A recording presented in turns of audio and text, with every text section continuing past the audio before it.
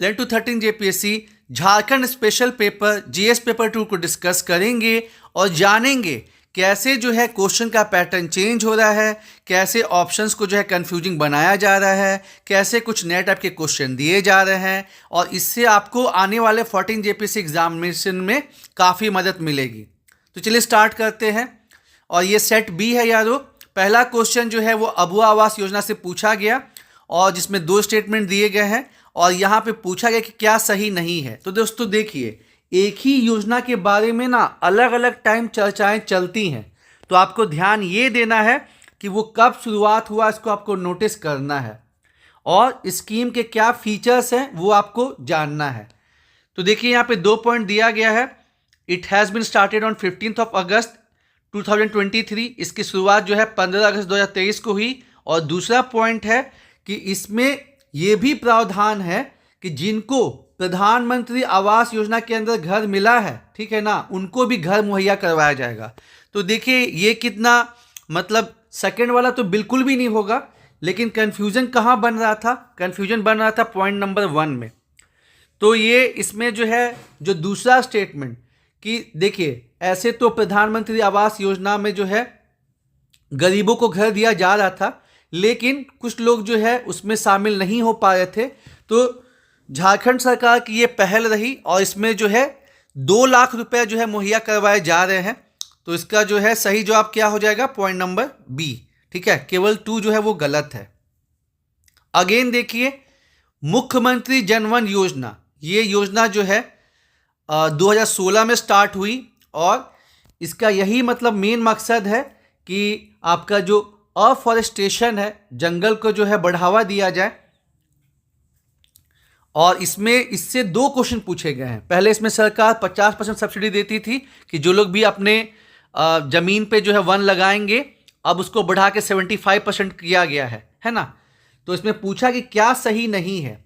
तो देखिए पहला पॉइंट जो है ये plantation for production of silk. तो मैंने आपसे क्या कहा कि योजनाओं को आपको जानना कि कब शुरुआत हुआ और उसके क्या क्या मेन फीचर्स है, क्योंकि आपको पॉइंट बना के दे देगा और पूछेगा कि बताइए इस योजना के बारे में क्या सही है या क्या सही नहीं है, ठीक है। तो देखिए जब वन लगेगा तो जाहिर सी बात है कि जो ग्राउंड वाटर है, ठीक है, भूजल संरक्षण वो तो होगा ही होगा। उसके बाद जो किसान है उनका जो है इनकम बढ़ेगा ही बढ़ेगा और इससे जो है हरित क्षेत्र बढ़ेगा ही बढ़ेगा। क्या नहीं होगा? सिल्क। देखिए बहुत सारे ऐसे क्वेश्चन है ना जो आप चारों स्टेटमेंट पढ़ने के बाद एलिमिनेट कर सकते हैं, लेकिन होता क्या है, क्वेश्चन देखते हैं, अरे यार ये तो हम क्वेश्चन पढ़े ही नहीं है, तो हम लोग ऑप्शन जो है ना एलिमिनेट ही नहीं करते हैं। क्वेश्चन नंबर 3, झारखंड का वो कौन सा जिला है? देखिए अभी जो है ना Indian forest survey report, Indian state forest report जो है आपका आया है 2023 और इससे हमेशा 2-3 क्वेश्चन जो है झारखंड के कॉन्टेक्स्ट में पेपर नंबर 2 में पूछता ही पूछता है। तो इसको आपको दोस्तों ध्यान से देखना है। जैसे इसमें 2021 वाले से जो है 2-3 क्वेश्चन पूछा गया है ना। तो इसमें पूछा क्या है कि लार्जेस्ट एरिया जहां पे डेंस फॉरेस्ट है, ठीक है। तो इसमें लातेहार तो नहीं होगा क्योंकि लातेहार में परसेंटेज वाइज जो है वो डेंस फॉरेस्ट तो है, लेकिन जब यहाँ पे चतरा है ना, मोस्ट सुटेबल आंसर आपको ढूंढना है कि कौन सा जिला है जहाँ पे largest area of very dense forest. मतलब जंगल जो है वो 3 प्रकार का होता है। एक होता है वेरी डेंस जहाँ पे कैनोपी जो है 70% से ज़्यादा हो, एक होता है मीडियम डेंस जहाँ 40 से 70% हो, और एक होता है ओपन फॉरेस्ट, ठीक है। तो आपको तीनों कैटेगरी में, और ध्यान ये रखना है कि झारखंड में एज वेल एज इंडिया में है ना, जो वेरी डेंस फॉरेस्ट है वो कितना प्रतिशत है? 3% है, ठीक है ना। यहाँ पे कंफ्यूज मत होइएगा, मैंने आपको क्या बताया, अति सघन वृक्ष मतलब जो वन है ना, ठीक है, ये वृक्ष लिख दिया है। वन जो है वो क्या होता है? जहाँ पे जंगल का जो घनत्व है वह 70% से ज़्यादा है। जहाँ 40 से 70 है उसको मीडियम डेंस बोलते हैं, और ओपन फॉरेस्ट होता है 40 से कम वाला। तो ये तो बता कि किस बेसिस पे मतलब कैटेगराइज करते हैं। और झारखंड में 3% जो है अति सघन वन है, 12% जो है वो मीडियम डेंस है, और बाकी जो है 14% जो है वो ओपन फॉरेस्ट है। ठीक है, तो इसमें लोग कंफ्यूज हो गए थे लातेहार और चतरा में, लेकिन सही जवाब क्या होगा यारों? चतरा होगा।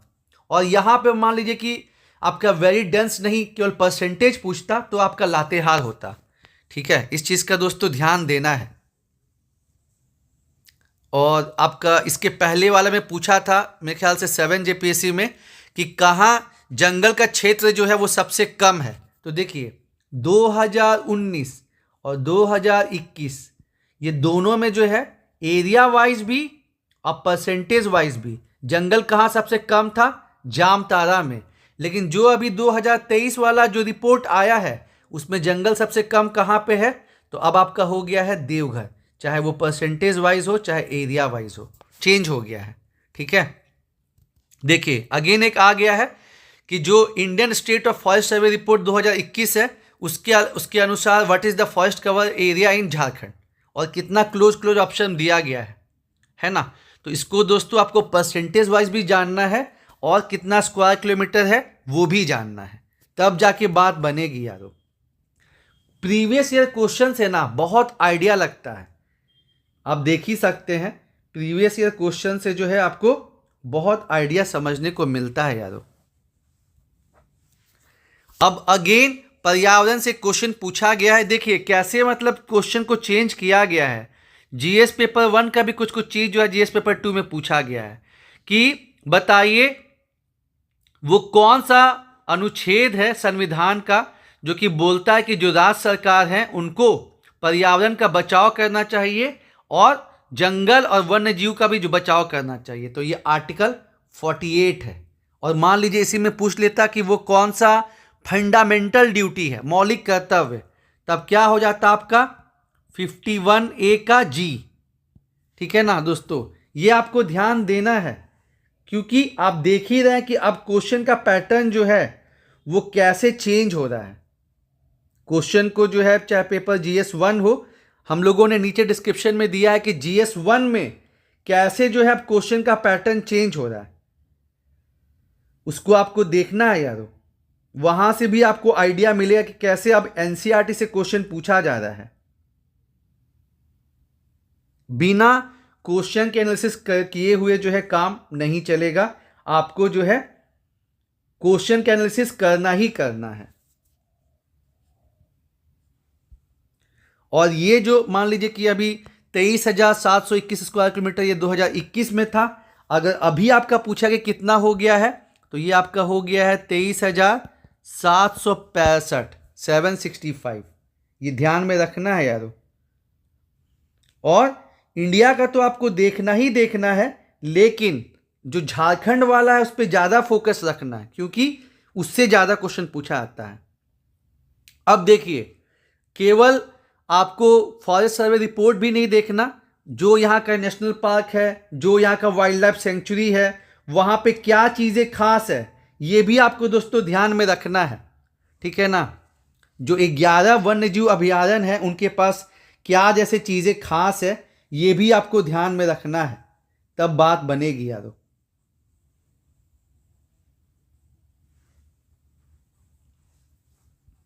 तो इसका तो जवाब हो जाएगा 226 स्क्वायर किलोमीटर। कितना दूर में स्प्रेड हुआ है तो इसका हो जाएगा 226 स्क्वायर किलोमीटर।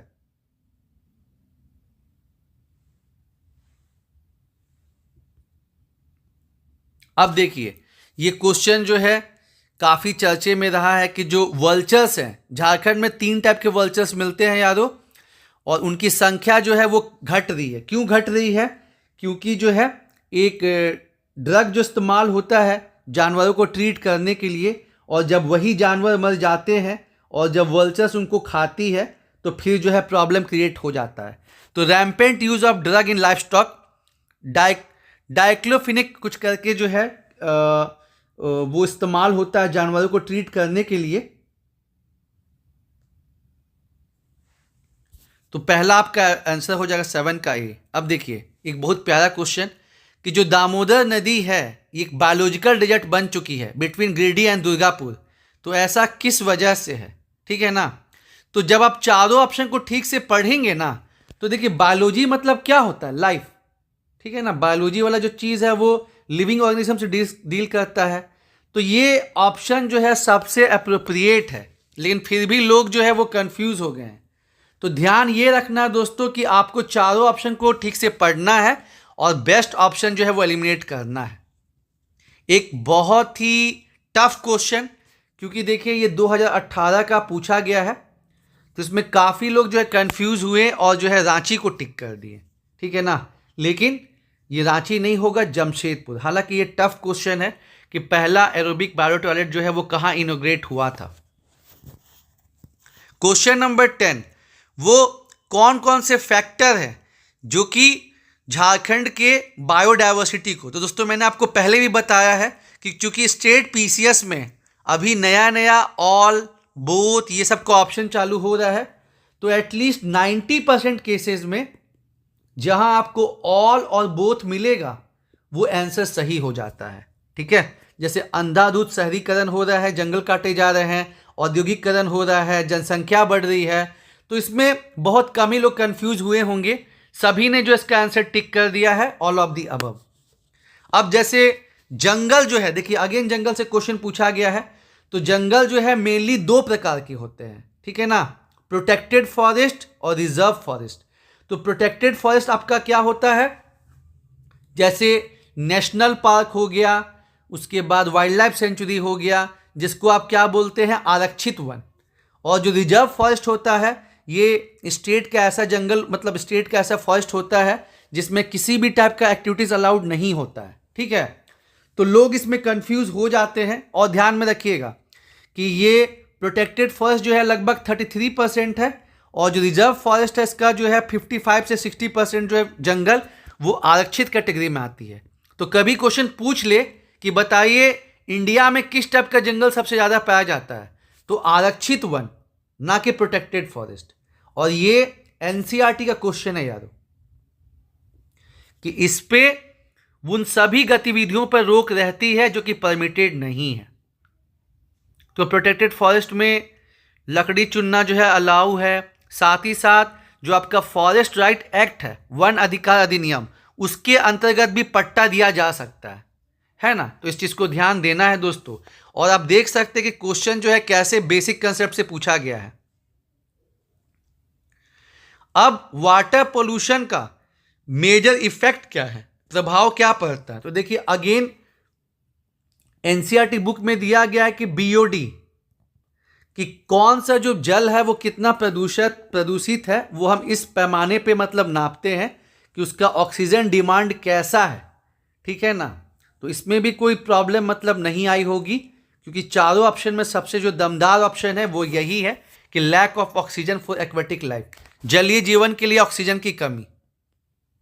देखिए मैंने आपको बताया था शुरुआत में मुख्यमंत्री जन वन योजना जो कि 2016 में रघुबर दास सरकार के टाइम पे चालू की गई थी, उसमें पहले सरकार जो है 50% सब्सिडी देती थी जो लोग इस योजना के अंतर्गत वन को लगाएंगे, लेकिन उसको बढ़ा के अब 75% कर दिया गया है।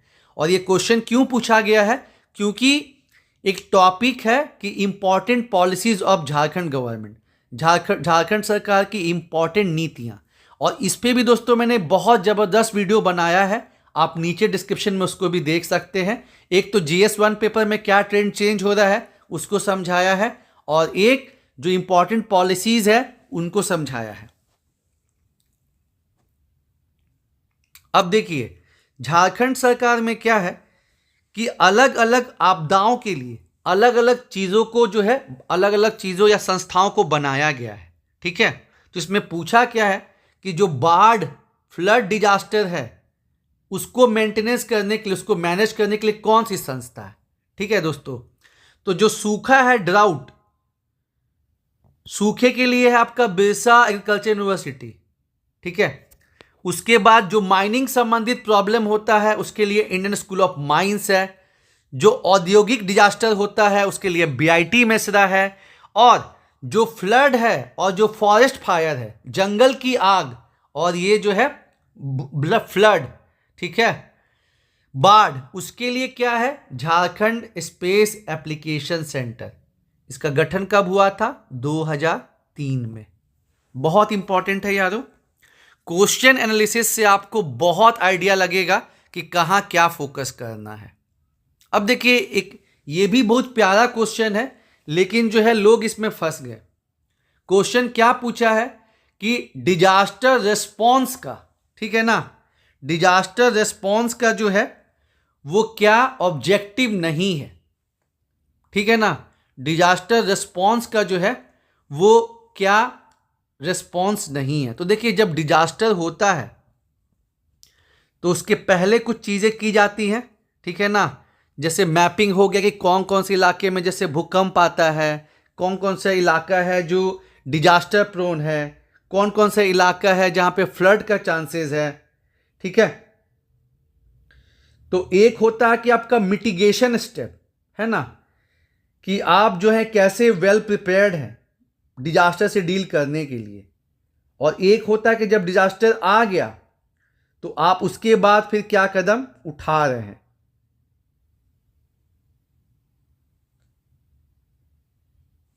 तो जो रिस्पॉन्स और जो रिकवरी है ये डिजास्टर होने के बाद का है, और जो प्रिपेयर्डनेस है, जो मिटिगेशन है, ये पहले का है, और जो रिस्पॉन्स और रिकवरी है ये जो आपदा हो जाएगी उसके बाद का है।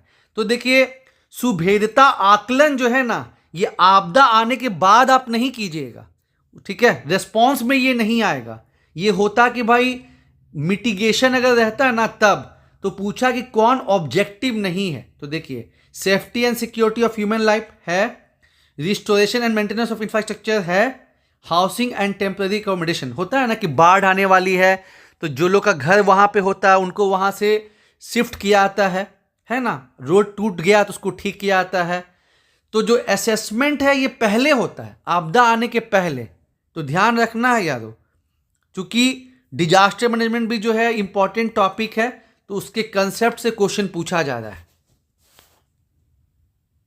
मैंने आपको बताया ही कि जो आपका मिटिगेशन प्रिपेयर्डनेस है ये आपके पहले का है, और जो रिस्पॉन्स और रिकवरी है ये डिजास्टर होने के बाद का है, ठीक है। और आपको जो है जो एनडीए में है उसके कुछ इंपॉर्टेंट सेक्शन को जानना भी है कि जब सुनामी आई तो 2005 में जो है भारतीय सरकार ने जो है राष्ट्रीय आपदा प्रबंधन प्राधिकरण का गठन किया। 2009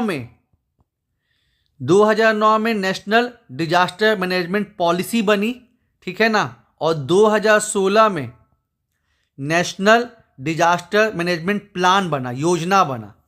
तो ये ऐसे भी पूछ सकता है कि बताइए, देखिए अधिनियम के बारे में तो सबको को पता है, ये ऐसे भी पूछ सकता है कि बताइए जो राष्ट्रीय आपदा प्रबंधन योजना है ये कब मतलब हुआ, तो 2016 में। जो नीति है वो कब, 2009 में। और कुछ कुछ इंपॉर्टेंट एक्ट जैसे सेक्शन 3 में जो है एनडीएमए का प्रावधान है जिसके हेड पीएम होते हैं। सेक्शन 14 में जो है वो एसडीएमए का प्रावधान है जिसके अध्यक्ष सीएम होते हैं। और सेक्शन 25 में डीडीएमए का प्रावधान है जिसके अध्यक्ष डीएम होते हैं। और कौन सा अंतर्राष्ट्रीय फ्रेमवर्क है जो कि आपदा प्रबंधन से डील करता है, ये क्वेश्चन अभी पूछा नहीं है, तो आपका जो है सेंदाई फ्रेमवर्क। सेंदाई फ्रेमवर्क जो है वो एक अंतर्राष्ट्रीय फ्रेमवर्क है, और अभी 2030 तक जो भी आपदा प्रबंधन के कानून बन रहे हैं वो इसी को फॉलो करते हुए बन रहे हैं।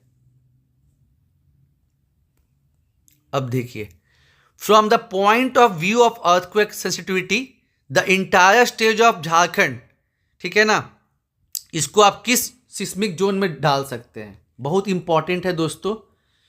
जो झारखंड अपना है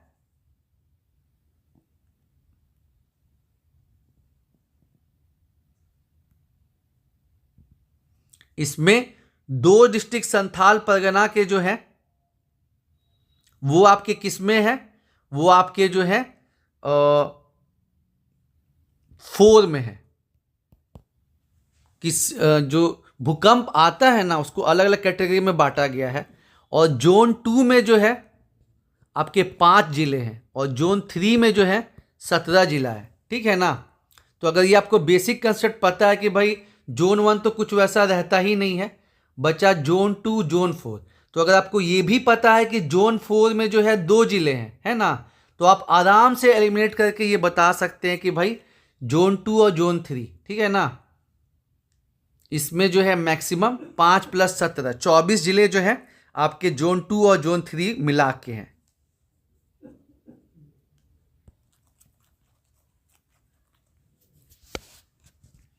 अब मई 2021 में जो साइक्लोन आया था उसका इम्पैक्ट झारखंड पे भी पड़ा था, ठीक है, और इसलिए क्वेश्चन पूछा गया है। इसका सही जवाब क्या हो जाएगा? यस।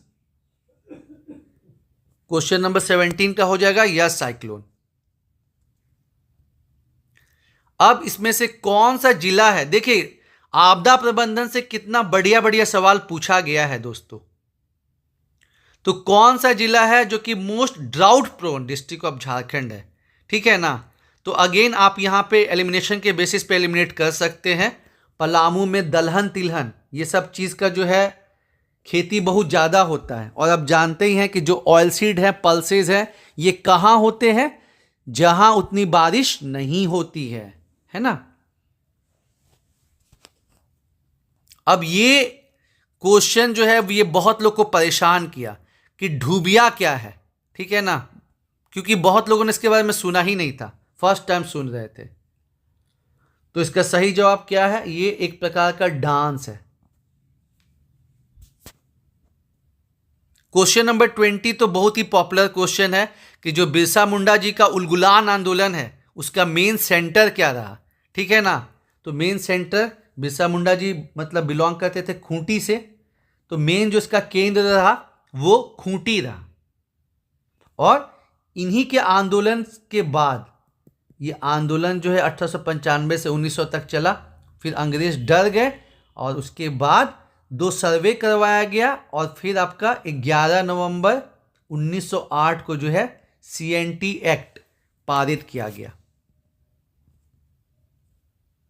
और आपने देखा भी होगा कि जब मोदी साहब झारखंड में आते हैं और कुछ योजना लॉन्च करना होता है तो वो जनरली झारखंड के खूंटी जिले से योजना को लॉन्च करते हैं। जैसे 15 नवंबर 2023 को PM जनमन योजना जो है वो आपको जो है खूंटी से लॉन्च की गई। और भी योजनाएं जो है कुछ कुछ ट्राइबल संबंधित वो जो है खूंटी से लॉन्च की जाती है। अब एक आसान क्वेश्चन है कि झारखंड के किस नदी पे जो है तिलैया हाइड्रोइलेक्ट्रिक प्रोजेक्ट स्टेब्लिश है ना? तो सही जवाब क्या हो जाएगा? बराकर रिवर। इसमें दोस्तों आपको पता है कि झारखंड में 2 मल्टीपर्पस रिवर वैली प्रोजेक्ट, बहुउद्देशीय नदी परियोजना चलती है। एक आपका DVC है और दूसरा आपका स्वर्ण रेखा वैली प्रोजेक्ट है। तो आपको जानना है DVC में कितना थर्मल प्लांट है, कितना हाइड्रो है, ठीक है, कितना टर्बाइन बेस्ड है, और उसके बाद उसी तरह कितने राज्य जो है इसमें शामिल हैं। उसी तरह जो स्वर्ण रेखा वैली प्रोजेक्ट है उसमें कितने मतलब हाइड्रो या थर्मल हैं, प्लस कौन कौन सी राज्य जो है वो इसमें शामिल है। अब देखिए नदियों का कैसा क्वेश्चन बढ़िया पूछा गया है, ठीक है, कि कौन सा सही मैच नहीं है। एक नया चीज यहां पे देखने को मिला है कि सही नहीं वाला, है ना? तो त्रिकुट पहाड़ी जो है ये मयूराक्षी नदी के लिए फेमस है यारो, और शंख नदी इधर रांची साइड मतलब साउथ छोटा नागपुर में फ्लो करती है। तो ये जो है मैक्सिमम लोग इसको सही किए, किसी को प्रॉब्लम नहीं आई। अब जो ताना भगत आंदोलन है उड़ाव कम्युनिटी का, इन्होंने कब जो है सुधी मूवमेंट स्टार्ट किया? इसमें कुछ कन्फ्यूजन कुछ स्टूडेंट्स को हुआ है, क्योंकि 1914 में तो मेन मूवमेंट स्टार्ट ही हुआ था, तो कुछ लोग 1914 1915 में कंफ्यूज हो गए। लेकिन सही जवाब क्या है आपका? 1914। और देखिए कहीं ना कहीं चूंकि जो जतरा भगत हैं ये नेशनल फ्रीडम स्ट्रगल में पार्टिसिपेट किए, जो ताना फॉलोअर्स हैं उन्होंने गांधी जी को जो मतलब ये प्राइज दिया, तो यही वजह है कि जो ताना भगत कम्युनिटी है यहाँ की जो भी 32 जनजाति है उसमें सबसे जो है आगे है, उनका स्टेटस काफ़ी बढ़िया है दोस्तों। और इनकी भाषा कौन सी है? कुडुक। जो उड़ाव जनजाति है ये कुडुक। और कौन सा इनका मतलब लिपि है? तोलोंग सिक्की। तोलोंग सिक्की। ये बैकलॉग में पूछा था नारायण देव जी वाला कि तोलोंग सिक्की का जो लिपि है वो किससे संबंधित है, तो उडांव जनजाति। अब देखिए, पद्मश्री अवार्ड तो जानना जरूरी है ही कि किसको मिला है, साथ ही साथ ये भी ना जानना है कि किस क्षेत्र में मिला है। तो डॉक्टर जानुम सिंह सोय को जो है ये अवार्ड मिला पद्मश्री में, किस फील्ड में? एजुकेशन एंड लिटरेचर, शिक्षा एंड साहित्य। अब देखिए एक बहुत ही प्यारा क्वेश्चन, क्योंकि झारखंड में भी जो है बेरोजगारी एक बहुत बड़ी समस्या है, तो इसके लिए, इसको दूर करने के लिए जो है झारखंड मुख्यमंत्री सारथी योजना, इसको स्टार्ट किया गया है।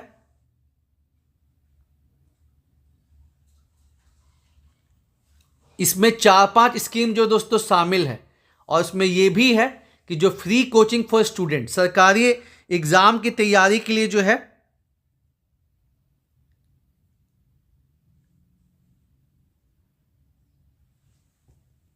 ये स्कीम चालू की गई है। मैं रिकॉल नहीं कर पाया था कि डॉक्टर जानुम सिंह सोय जो है ये किस भाषा या साहित्य को प्रमोट करते हैं, तो हो, ठीक है, हो लैंग्वेज के प्रिजर्वेशन और प्रमोशन में जो है 40 साल से ये लगे हुए हैं, और इसके लिए इनको पद्म श्री पुरस्कार मिला। अब देखिए जो जनजाति है उनको कितने डेप्थ में पूछा जा रहा है दोस्तों, आप यहां देख सकते हैं कि नागवंशी प्रशासन से मतलब दिया गया है। आप जब झारखंड का सिलेबस देखेंगे उसमें पहला टॉपिक झारखंड का इतिहास है, लेकिन उस झारखंड के इतिहास में पढ़ना क्या है? उस झारखंड के इतिहास में पढ़ना है नागवंशी व्यवस्था सिस्टम, संथालों का जो पंचायती व्यवस्था सिस्टम है, जो उडांव का है, जो आपका मुंडा का है, जो हो का है, ठीक है। तो जब आपका मतलब नागवंशी जो है ये मुंडा के बाद ही मतलब स्टार्ट होते हैं, तो नागवंशी में आपको बहुत सारी चीज़ें जो है वो मुंडाओं की मिलेगी, है ना। तो इन्होंने पढ़ा पंचायत को एक्सेप्ट किया प्रशासनिक तौर पे, ये तो सही है, ठीक है। जो पढ़ा था पढ़ा जो सिस्टम था उसको इन्होंने चेंज किया, पट्टी कर दिया। और इसमें एक खास बदलाव क्या हुआ कि जो मानकी था, मानकी का पोस्ट यहां पे क्या हो गया? भुईहर का पोस्ट में तब्दील हो गया, भुईहर। तो दोस्तों आप जो भी चीज पढ़ रहे हैं ना, आपको जो है डिटेल में पढ़ना है, क्योंकि देखिए इसी हिसाब से जो क्वेश्चन पूछे जा रहे हैं, जो पहले ऐसे नहीं पूछे जाते थे कि कौन सा कथन सही नहीं है और आपको जो है 4 पॉइंट दे दिया। तो ये डिमांड क्या कर रहा है कि आप चीज़ों को गहराई में जाने यारो। तो सही आंसर इसका बी हो जाएगा कि ये ठाकुर में नहीं भुईहर में मतलब बदले गए। करटाहा, करटाहा जो है किससे संबंधित है? एक आसान क्वेश्चन है, ढोकलो सोहर। क्योंकि आप जो सिलेबस देखेंगे उसमें लिखा हुआ है क्या कि आपको जो है संथालों के मांझी परगना सिस्टम, उडांव के पढ़ा पंचायत, मुंडा के मुंडा शासन व्यवस्था, हो जनजाति का मुंडा मानकी सिस्टम और खड़िया जनजाति का ढोकलो सोहर सिस्टम को दोस्तों पढ़ना है। अब इसमें है कि जो महतो है मुंडा के प्रशासनिक सिस्टम में, उनका रोल क्या रहता है, ठीक है। तो जुडिशियल प्रोसेस तो हो नहीं सकता है, क्योंकि पढ़ा पंचायत जो है वो सुप्रीम अथॉरिटी है, लेजिस्लेटिव, एग्जीक्यूटिव और जुडिशियल, ठीक है। टैक्सेशन का भी नहीं है, मानकी वाला काम है ये तो। और to take care of rights and ritual, इसके लिए भी अलग अलग लोग हैं। तो बचा क्या? To communicate important information to the villagers, ग्रामीणों तक महत्वपूर्ण सूचनाएं पहुंचाना। इसको क्या बोलते हैं? एलिमिनेट करना यारो, कि चारों ऑप्शन पढ़िए उसके बाद एलिमिनेट करिए। मांझी परगना सिस्टम, ठीक है ना। और जो हम लोग 3 टियर सिस्टम अपनाए हैं ना, वैसा जो है पहले से सदियों से जो है जनजातियों में चल रहा है। जो हम लोग बात करते हैं कि गांव के स्तर पे जो है ग्राम पंचायत हो गया, बहुत से गांव मिला के जो है पंचायत समिति हो गया, और उसके ऊपर पे जिला स्तर पे मतलब जिला परिषद हो गया, ठीक है ना। तो ये जो हम लोग अपनाए हैं, ये कोई ऐसा नहीं है कि हम लोग का नया में कोई चीज़ है, ये पहले से जो है जनजातियों में चल रहा है।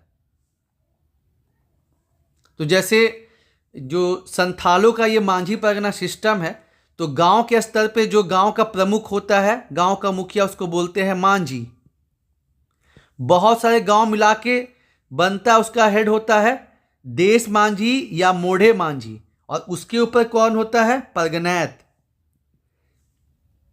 और इस मांझी को मदद के लिए होता है ना कि जैसे मुख्यमंत्री के मदद के लिए बहुत सारे लोग होते हैं, इसलिए मांझी जी को मदद करने के लिए बहुत सारे लोग होते हैं। जैसे गोडैत सेक्रेटरी हो गए, प्रमाणिक डेप्टी मतलब हो गए, ठीक है। तो लोग यहाँ पे क्या समझते हैं कि जोग मांझी, नहीं, जोग मांझी जो है शादी विवाह ये सब चीज़ को देखता है। गोडैत जो है ये मतलब सेक्रेटरी हो गया, सचिव।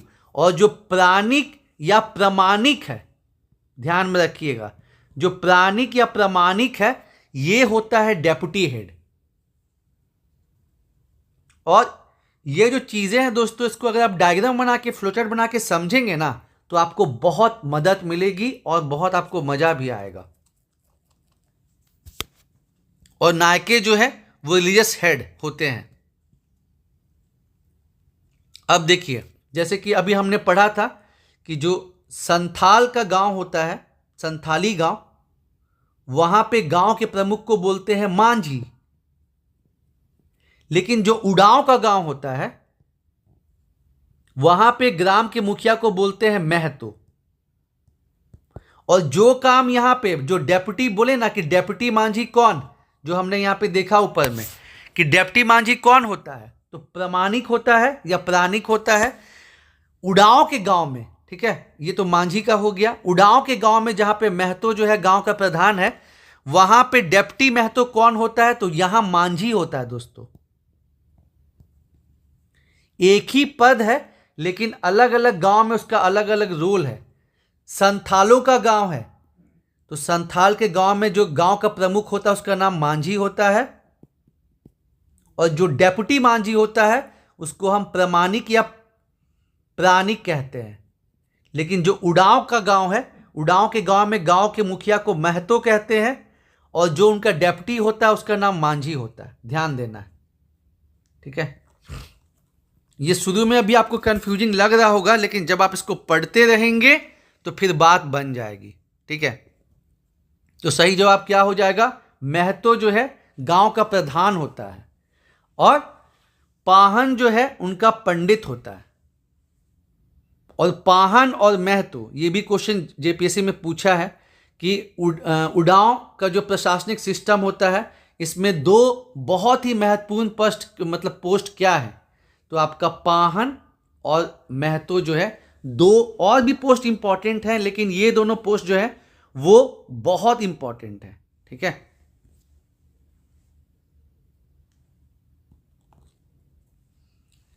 और जहां जो आपका मुंडा में हम लोग देखते हैं कि पढ़ा राजा सबसे सुप्रीम पोस्ट है ना, तो वैसे पढ़ा दीवान उड़ांव का सबसे सुप्रीम पोस्ट है। ध्यान रखिएगा यारो, उड़ांव कम्युनिटी में पढ़ा दीवान का बहुत इंपॉर्टेंट पोस्ट रहता है। अब एक क्वेश्चन जिसमें काफी लोग कंफ्यूज हुए, क्योंकि देखिए ये क्या दिया हुआ है मुंडा मानकी सिस्टम में कि जो गांव का हेड होता है मुंडा, उसका तो पर पोस्ट जो है वो हेडिटरी है, वंशानुगत है। लेकिन मानकी का जो है कहीं दिया था कि हेडिटरी है, कहीं दिया था कि हेडिटरी नहीं है, तो काफ़ी कंफ्यूजन था। और ए ऑप्शन में और डी ऑप्शन में काफ़ी लोग कंफ्यूज हुए कि कौन सा सही नहीं है, ठीक है, क्योंकि ये क्लियर नहीं था कि मानकी का पद जो है आनुवंशिक है कि नहीं। लेकिन जेपीएससी के इस क्वेश्चन से ये क्लैरिटी बन आई है, ठीक है, कि मानकी को जो है does not get any share of the collected revenue, ऐसा नहीं है।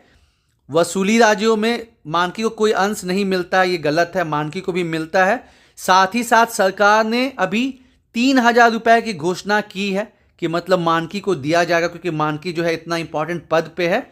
और इसी क्वेश्चन से ये क्लैरिटी बन गया कि जो आपका मुंडा मानकी वाला जो सिस्टम है, ठीक है, उसमें जो है मुंडा मानकी और जो हो जनजाति है दोस्तों, आप देखते होंगे कि उसका बहुत सारा जो चीज़ है वो मुंडा से मिलता जुलता है। क्योंकि जो मुंडा छोटा नागपुर से शिफ्ट होके सिंहभूम की तरफ गए, उनमें थोड़ा सा बदलाव आया, लेकिन सेम चीज़ है, उसी का एक सब ब्रांच है ना। और ये सोमा सिंह मुंडा जी के किताब में लिखा हुआ भी है। तो इसीलिए आपको मुंडा और हो में बहुत सारी चीज़ें कॉमन मिलेंगी। तो इसका सही जवाब क्या हो जाएगा? क्या सही नहीं है? नहीं, उनको कमीशन मिलता है, मानकी को जो है वो कमीशन मिलता है। और मुंडा मानकी दोनों पोस्ट जो है ये आनुवांशिक होता है, हेरिडिटरी होता है।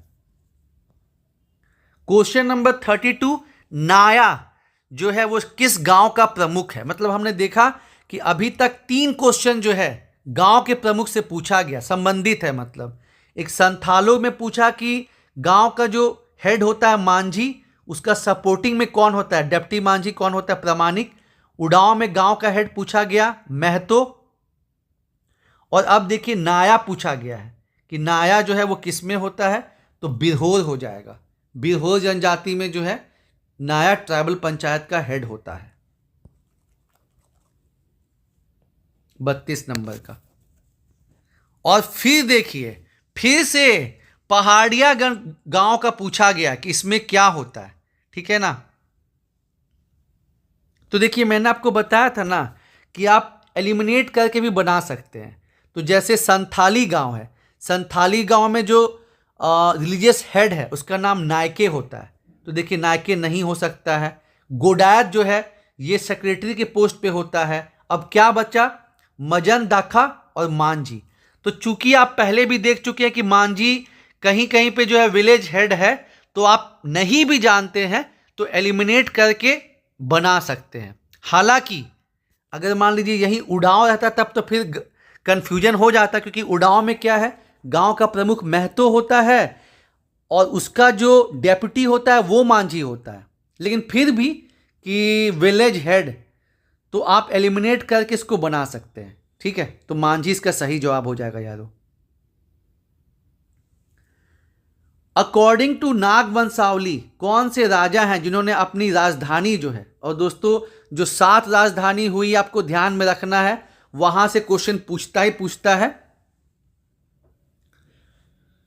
और दुर्जन साल पे भी क्वेश्चन पूछा गया है, उनको गिरफ्तार कर लिया गया था, लेकिन दुर्जन साल को जो है हीरो की बहुत अच्छी परख थी, तो उसके बाद उनको रिलीज कर दिया जाता है। और नृपति प्रताप राय ने जो राजधानी है वो सुतियाम्बे से चूटिया शिफ्ट की थी। आपको दोस्तों जानना है वो 7 राजधानी जो अलग अलग टाइम पे चेंज हुई है वो क्या है। अब देखिए एक अच्छा क्वेश्चन पूछा गया है कि जो आपका हूल विद्रोह है ये तो संथाल परगना में चला ही चला।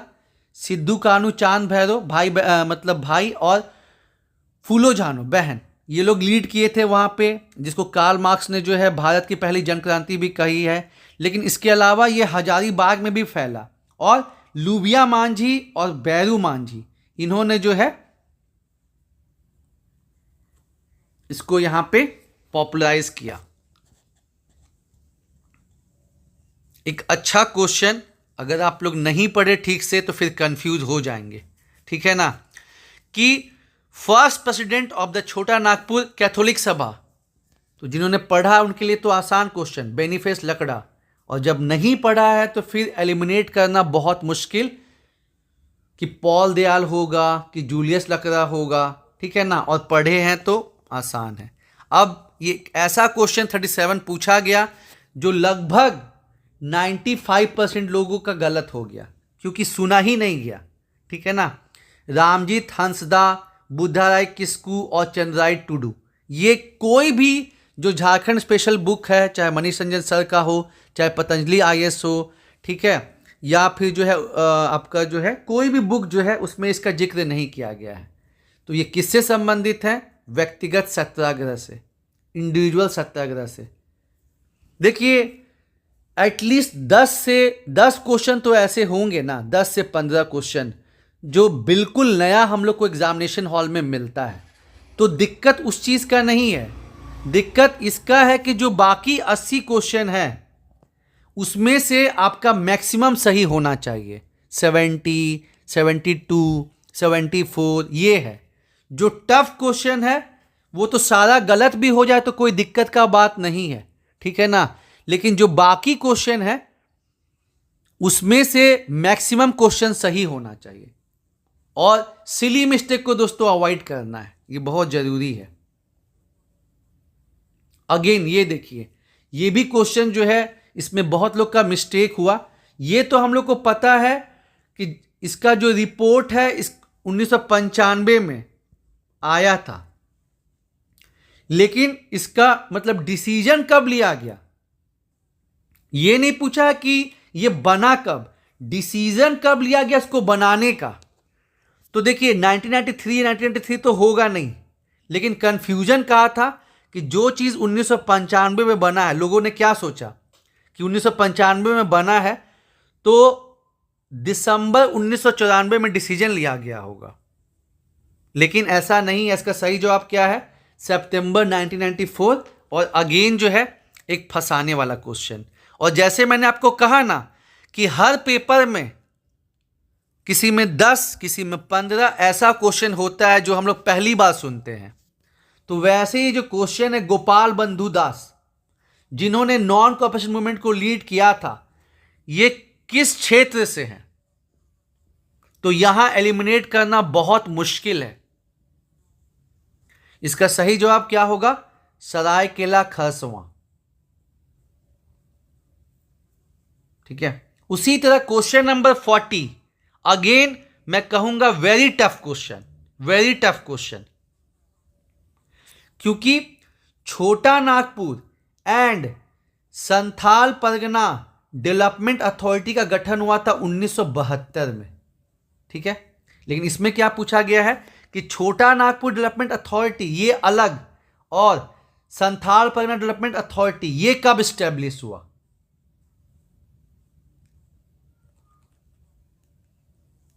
तो ये भी क्वेश्चन बहुत कम लोग सही कर पाए। मतलब इस पेज में जो क्वेश्चन है ना, एकदम दमदार और फंसाने वाला क्वेश्चन है। कहीं कहीं ऐसा होता ही है कि एक लाइन से बहुत टफ क्वेश्चन होता है। तो इसका सही जवाब क्या है, 1982।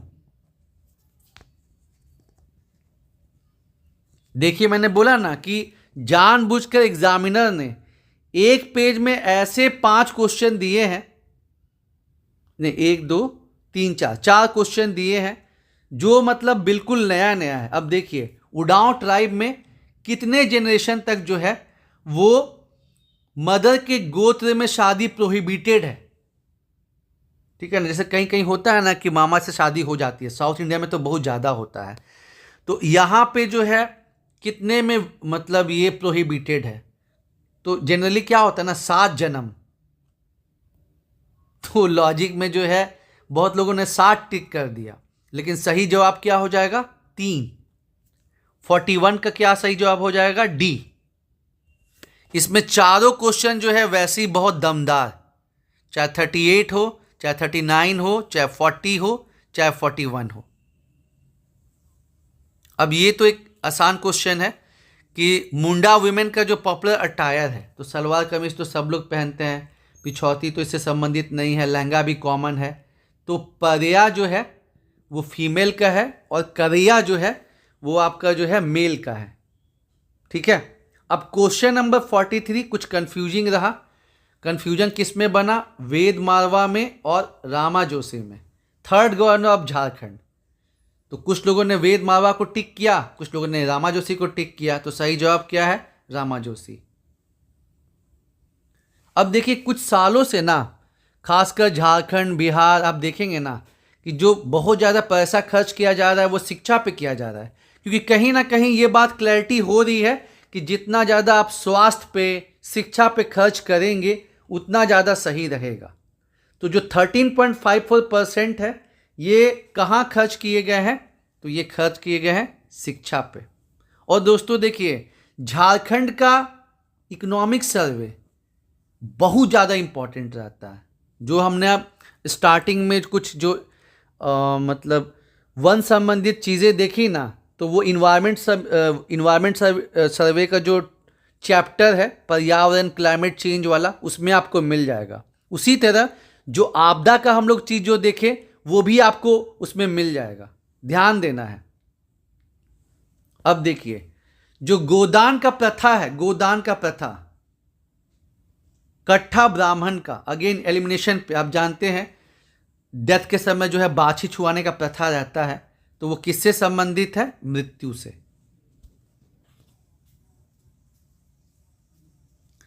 खड़िया लोक कथाओं का साहित्यिक एवं सांस्कृतिक अध्ययन, ये किताब किसके द्वारा लिखी गई है? तो सही जवाब क्या हो जाएगा? रोज करकेटा। और अगर आप मुझसे पूछेंगे कि जो झारखंड पेपर है पेपर 2, उसका सबसे टफ टॉपिक कौन सा होता है, तो वो होता है दोस्तों झारखंड साहित्य। लेकिन 6 जेपीएससी के कंपैरिजन में, 7 जेपीएससी के कंपैरिजन में इस बार क्वेश्चन जो है साहित्य का थोड़ा डुएबल था। नहीं तो 6 और 7 में ऐसे ऐसे क्वेश्चन पूछे गए हैं ना जो नॉर्मली सुना हुआ ही नहीं था।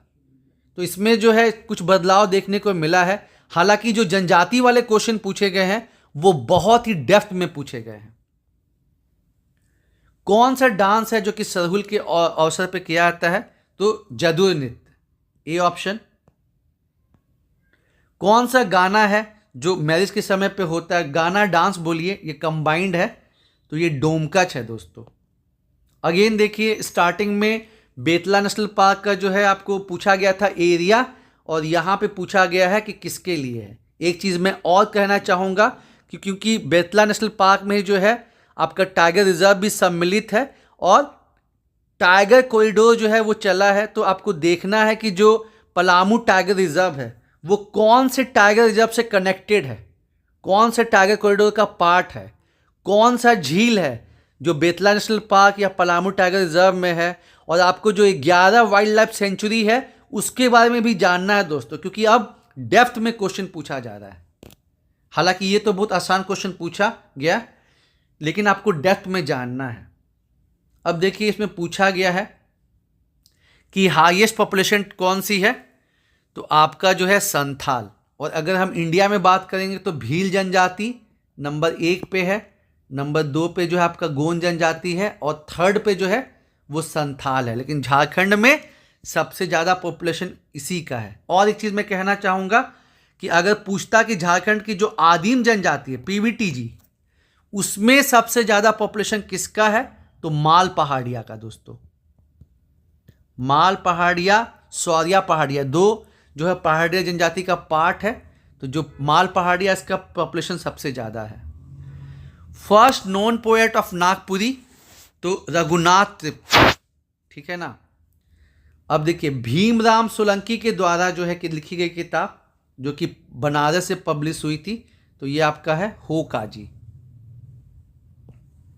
इस बार फिर भी जो क्वेश्चन साहित्य पे आया है डुएबल है।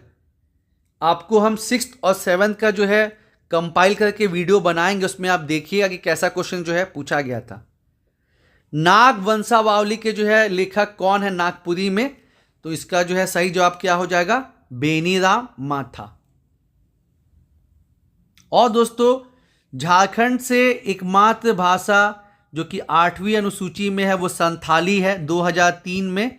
तो आपको जानना है कि साहित्य अकेडमी का संथाली भाषा में पुरस्कार किसको मिला, बाल साहित्य पुरस्कार किसको मिला, युवा साहित्य पुरस्कार किसको मिला। जैसे 2025 में मान लीजिए कि 14 जेपीएससी का पीटी एग्जाम होने को है, तो एटलीस्ट आपको 3 साल का 2022, 2023 और 2024, 3 साल का एटलीस्ट आपको 3 + 3 + 3 यानी 9 नाम कि युवा साहित्य का, संथाली युवा साहित्य, संथाली बाल साहित्य और संथाली ऐसे मतलब जो नॉर्मल वाला होता है, ठीक है, जिसमें युवा और बाल नहीं होता है, कि मतलब साहित्य अकेडमी अवार्ड संथाली भाषा में किसको मिला। तो ये आपको दोस्तों जानना बहुत ज़रूरी है, क्योंकि झारखंड से एकमात्र लैंग्वेज जो कि 8वीं अनुसूची में है वो संथाली से है। अब जगरामी रामायण एक ब्यूटीफुल वर्क है, ये किस भाषा में लिखी गई है, तो ये आपका कुरमाली है, ठीक है। और what was the name of the poetry book written in Khari Boli by Pandit Ramjit Singh Ballabh. बहुत टफ क्वेश्चन, बहुत ही टफ क्वेश्चन, ठीक है। तो इसका जो है क्या जवाब होगा? ना ही ललिता होगा और ना ही आपका उमा शंकर होगा। इसका आपको दोस्तों खुद से ढूंढना है कि भाग चक्र होगा कि प्रलाप होगा, ठीक है ना। इसको सर्च करिएगा, बहुत ही प्यारा क्वेश्चन है। और मैंने आपको बताया ना, हर पेपर में जो है एटलीस्ट 15 क्वेश्चन, तो अगर 20 नहीं तो 15 क्वेश्चन तो रहेगा ही रहेगा। जो बिल्कुल नया होगा आप बस एग्जामिनेशन के दिन ही उसको देखेंगे। इसमें क्वेश्चन सही नहीं हो, कोई बात नहीं, और 5 क्वेश्चन मान लीजिए, कोई बात नहीं, लेकिन जो बाकी के 80 क्वेश्चन हैं उसमें मैक्सिमम सही करने होंगे, क्योंकि जीएस 1 में आप ऐसा नहीं कर सकते कि 78 क्वेश्चन सही हो जाए, 75 क्वेश्चन सही हो जाए। जीएस 1 में जो है आपको हिस्ट्री है, पॉलिटी है, इकोनॉमिक्स है, ज्योग्राफी है, मिसलीनियस है, तो वहाँ पे बहुत ज़्यादा क्वेश्चन सही करने का संभावना थोड़ा कम होता है, लेकिन झारखंड के पेपर में ऐसा हो सकता है। सेंट कोलंबस में जो है फेमस कॉलेज, जो उसका शुरुआत में क्या नाम था, तो आप जानते हैं कि अलग अलग जो है क्रिश्चियन मिशनरी जो है, और सबसे पहले कौन क्रिश्चियन मिशनरी आया, जर्मनी का क्रिश्चियन मिशनरी सबसे पहले जो है झारखंड में आया। और डबलिन की जो मिशन है उसने जो है एक कॉलेज खोला था, उसका नाम क्या है, डबलिन यूनिवर्सिटी मिशन कॉलेज। अब देखिए नेतरहाट का जो फेमस विद्यालय है, क्योंकि 3 क्वेश्चन जो है वो आपका एजुकेशन इंस्टीट्यूशन से है। और दोस्तों मैं बार बार एक बात कहता हूं कि आपको सिलेबस बाय हार्ट होना चाहिए, ठीक है। 30 रुपये में आपको शिवांगन पब्लिकेशन या स्पर्धा पब्लिकेशन का सिलेबस दुकान पे मिल जाएगा, आप उसको परचेज कीजिए, या फिर जेपीएससी के साइट पे जो 6 जेपीएससी का सिलेबस है उसको आप प्रिंट कर लीजिए। आपको मालूम होना चाहिए किस सेक्शन से कितना क्वेश्चन पूछेगा, क्योंकि जितना well defined syllabus Jharkhand PT का है उतना किसी का भी नहीं है यारों। तो इसके बारे में 4 पॉइंट दिया गया है। देखिए ये तो सब लोग को पता है कि जो नेतरहाट का फेमस विद्यालय है ये पाट रीजन में है, ठीक है, मतलब 4 तो होगा नहीं, ये लातेहार में है, ठीक है। बेतला नेशनल पार्क और आपका जो है ये नेतरहाट, ये दोनों वहाँ पे नहीं है, तो आप एलिमिनेट कर सकते हैं कि चौथा ऑप्शन तो बिल्कुल नहीं होगा, ठीक है ना। अब बचा क्या, इस्टेब्लिशमेंट इसका 1954 में हुआ था, पहला पॉइंट बिल्कुल सही है, और इसके पहले प्रिंसिपल जो है वो चार्ल्स नेपियर थे, ये भी सही है, और पहला और तीसरा ये ऑप्शन केवल सी में दिया हुआ है। तो आप देख सकते हैं ना कि चाहे स्कीम हो, चाहे कुछ वैसा मतलब संगठन हो, उसको आपको डेप्थ में कवर करना जरूरी है यारों, क्योंकि गया वो जमाना जब केवल ये पूछता था कि बताइए नेतरहाट विद्यालय कहाँ पे है या कब स्टैब्लिश हुआ। क्वेश्चन को इन डेप्थ पूछा जा रहा है, और स्टेटमेंट वाले क्वेश्चन जो है अब वो ज़्यादा पूछे जा रहे हैं। देखिए अगला क्वेश्चन आ गया है, इंडियन स्कूल ऑफ माइंस, जिसका जो है स्थापना कब किया गया था। तो खैर ये तो बहुत पॉपुलर है ही, 1926 वाला, और एक ही ऑप्शन जो है वो 1926 का है, तो इसमें स्टूडेंट को परेशानी नहीं आई। लेकिन ऊपर वाले क्वेश्चन में जो है लोग कंफ्यूज हो गए, क्योंकि बहुत सारा स्टेटमेंट दिया गया था। कौन सा शहर है, मतलब कौन सा शहर है जहां पे मोहन कुमार मंगलम स्टेडियम, ठीक है, ये स्टैब्लिश्ड है, तो ये तो मेरे शहर का है, बोकारो स्टील सिटी। नीरज कुमार मिश्रा ये किस खेल से संबंधित है, अगेन स्पोर्ट्स एंड पर्सनैलिटी से 5 क्वेश्चन रहता है यारों, तो ये संबंधित है चेस से। लेकिन वही बात है, ये आप तभी बना पाएंगे जब आप पढ़े हुए हैं, ऐसे मुश्किल है। जयपाल सिंह मुंडा जी बहुत फेमस फर्स्ट कैप्टन जिन्होंने जो है हॉकी में गोल्ड मेडल दिलाया था, और बाद में जब ये खेल से रिटायर हुए तो इन्होंने जो है झारखंड पार्टी का गठन किया था यारों, जिनका यहाँ के विधानसभा में उस समय तो बिहार के साथ कंबाइंड था, बहुत ही जबरदस्त परफॉर्मेंस रहा था। और इनको जो है मरांग गोमके के नाम से भी जानते हैं, फेमस पर्सनालिटी टॉपिक से क्वेश्चन है। और ये तो हाल ही का रहा, क्योंकि ये जो विमेंस एशिया चैंपियनशिप ट्रॉफी है इसको रांची में ही करवाया गया, और जो भारत की टीम है उसने जापान को जो है डिफीट किया, तो इम्पॉर्टेंट है, काफ़ी इम्पॉर्टेंट है। दीपक मंडल, इनका संबंध किससे है, फुटबॉल। अब देखिए, अब आ गया आपका सीएनटी का क्वेश्चन आ गया, और मैंने आपको पहले भी बताया है कि सीएनटी का क्वेश्चन जो है 5 में से 5 करना बहुत डिफिकल्ट है, ठीक है।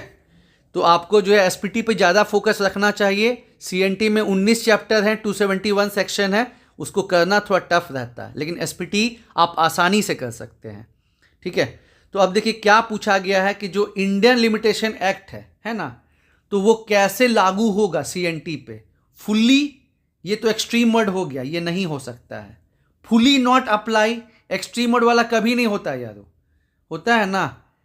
उसके बाद अब दो बचा कि डिसाइडेड बाय कोर्ट, या फिर ये तब तक अप्लाई करेगा जब तक वो सीएनटी के मतलब धाराओं से इनकंसिस्टेंट नहीं है।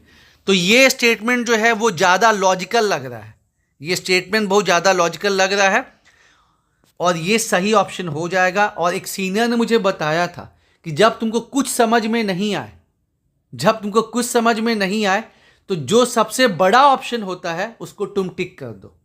और मैंने पाया है कि ये 90% जगह सही हो जाता है कि 4 ऑप्शन दिया हुआ है, आपको आइडिया नहीं लग रहा है, जो सबसे बड़ा ऑप्शन है उसको टिक कर दीजिए। देखिए ये भी मतलब सही हो जाएगा उस बेसिस पे। आपको मान लीजिए 65 का आंसर नहीं पता है तो सबसे बड़ा ऑप्शन कौन सा है? सी ऑप्शन है।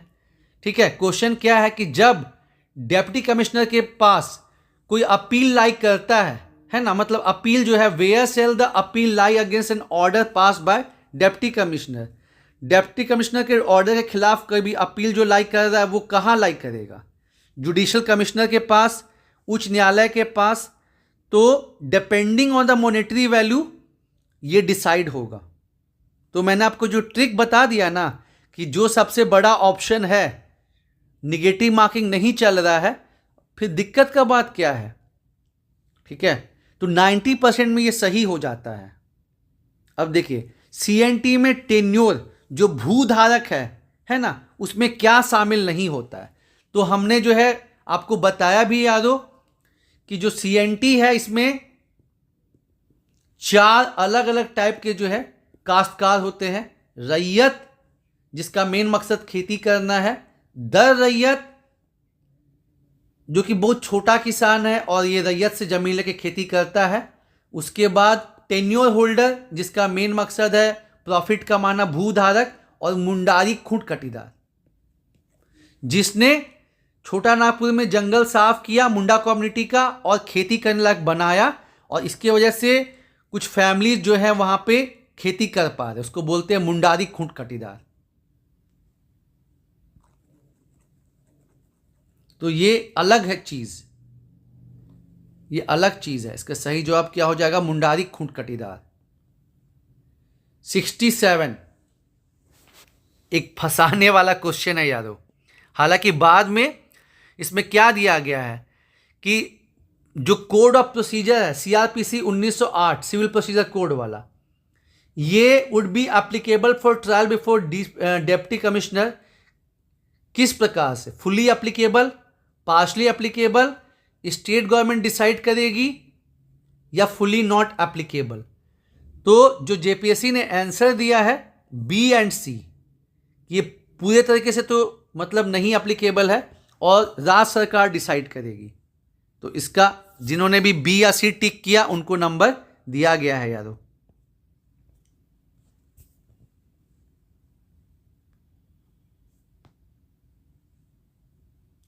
सेक्शन 17 अगेन बहुत इंपॉर्टेंट है। इसमें बोला गया है कि कोई पर्सन जो है बंदोबस्त रैयत कब कहलाएगा? तो जो 12 साल की खेती करेगा। और देखिए 12 साल का टर्म बहुत इंपॉर्टेंट है, क्वेश्चन भी पूछा था जेपीएससी में कि कब माना जाएगा सीएनटी में कि जमीन का जो है उस पर एडवर्स पोजीशन, जबरदस्ती कब्जा हो गया है, कब माना जाएगा? तो जब किसी ने जो है किसी की जमीन 12 साल तक रखी है तो उसको कब्जा माना जाता है। हालांकि 1969 में 71 ऐड किया गया और जो ट्राइबल लोग हैं उनको 30 साल का मैक्सिमम टर्म पीरियड दिया गया है कि 30 साल तक अपना जमीन जो है आप क्लेम कर सकते हैं। ठीक है, देखिए पहले आपको थोड़ा सा ये समझा देते हैं कि अगर कोई रैयत है वो किसी गांव में खेती कर रहा है, सेम जमीन जरूरी नहीं है लेकिन सेम गांव में अगर वो खेती कर रहा है और अगर वो लगातार 12 साल तक खेती कर लिया उसी गांव में, तो वो क्या हो जाता है? बंदोबस्त रैयत, सेटल्ड रैयत, जो 17 में लिखा है। और इसी बंदोबस्त रैयत को सेक्शन 19 में ऑक्युपेंसी रैयत का दर्जा मिलता है, अधिभोगी रैयत का। बहुत इंपॉर्टेंट है। क्वेश्चन नंबर 69 और 70 दोनों जो है 11 to 13 जेपीएससी का टफेस्ट क्वेश्चन है यारो, टफेस्ट क्वेश्चन है। ठीक है, क्योंकि हम लोग सीएनटी पढ़ते हैं, एसपीटी पढ़ते हैं, लेकिन जो LARR है ये है क्या? पहले जो भूमि का अधिग्रहण है वो 1894 के अधिनियम के अनुसार से होता था, लेकिन अभी जो लैंड का एक्विजिशन है वो होता है इस नियम से। तो इसके प्रोविजन को हम लोग डिटेल में नहीं पढ़ते हैं। तो पूछा गया है कि इसमें गवर्नमेंट स्टैब्लिश क्या की है? Land acquisition rehabilitation and resettlement authority. इसका कॉम्पोजिशन क्या होगा? तो कॉम्पोजिशन आप क्या समझते हैं कि जनरली 2 लोग या 3 लोग, लेकिन यहां पे ट्रिक क्या है कि द इस्तेमाल किया गया है। द, तो द का मतलब एक होता है, लेकिन वही बात है कि एग्जामिनेशन हॉल में इतने प्रेशर में इसको रिकॉल करना बहुत मुश्किल है। तभी मैंने कहा कि 11 to 13 जेपीएससी का जो जीएस पेपर 2 है उसमें आप टफेस्ट क्वेश्चन का बात करेंगे ना, तो ये दोनों ही क्वेश्चन आएंगे 69 और 70। हालांकि कम से कम 15 ऐसे क्वेश्चन हैं जो कि बहुत टफ है और जिनके बारे में ना के बराबर सुना गया है। वैसे ही क्वेश्चन नंबर 70 कि इसी में स्पेशल प्रोविजन जो शेड्यूल कास्ट और शेड्यूल ट्राइब का है ये कहाँ मेंशन किया गया है? तो हम लोग तो यार LAR के बारे में ज़्यादा जानते ही नहीं है, तो फिर सेक्शन के बारे में कहाँ से जानेंगे? ठीक है ना। तो इसका सही जवाब क्या है? सेक्शन 41। अगेन अगर ये आप दोनों क्वेश्चन गलत भी करते हैं तो कोई बात नहीं, ठीक है ना। आपको जो है 70 से 75 क्वेश्चन अगर आप पेपर 2 में कर लेते हैं और लगभग 65 से 70 के बीच में पेपर 1 में कर लेते हैं तो काम बन जाएगा आपका। 140 प्लस रहिए ना। अब देखिए एसपीटी का कितना आसान आसान क्वेश्चन है, सीधे सेक्शन से ही उठा के पूछ दिया गया है कि रैयत को भूमि इरेक्ट करने का परमिशन जो है कहाँ दिया गया है। तो देखिए सेक्शन 17 में क्या है कि जो रैयत है वो अपने ज़मीन पे ट्रीज लगा सकता है, साथ ही साथ अगर उसको महुआ का पेड़ लगाया उसको काटना है तो परमिशन किससे लेना है? SDM से। तो सेक्शन 17 से क्वेश्चन पूछ चुका है। सेक्शन 19 बोलता है कि उस जमीन का फर्दर डिवीजन नहीं होगा, मतलब कोई भी, पहले तो ये बोला कि कोई भी जमीन का विभाजन करना है तो उसका या तो ग्राम प्रधान या मूल रैयत प्लस भूस्वामी ये सब के परमिशन से होगा डिवीजन, और उस जमीन का डिवीजन नहीं हो सकता है जहां पे लगान 3 रुपए है। ये सेक्शन 19 में है। सेक्शन 20 जो है ये रैयत का जो अधिकार है जमीन के ट्रांसफर का उससे संबंधित है और मेनली डील करता है आदिवासी रैयत का, ठीक है ना। और जैसे CNT में दोस्तों जमीन का खरीद बिक्री अलाउड है, वैसा जो है SPT में नहीं है, और ये one of the main reason है संथाल परगना का बैकवर्डनेस का। और इसका सही जवाब क्या हो जाएगा? सेक्शन 18। सेक्शन 18 सही जवाब हो जाएगा यारों।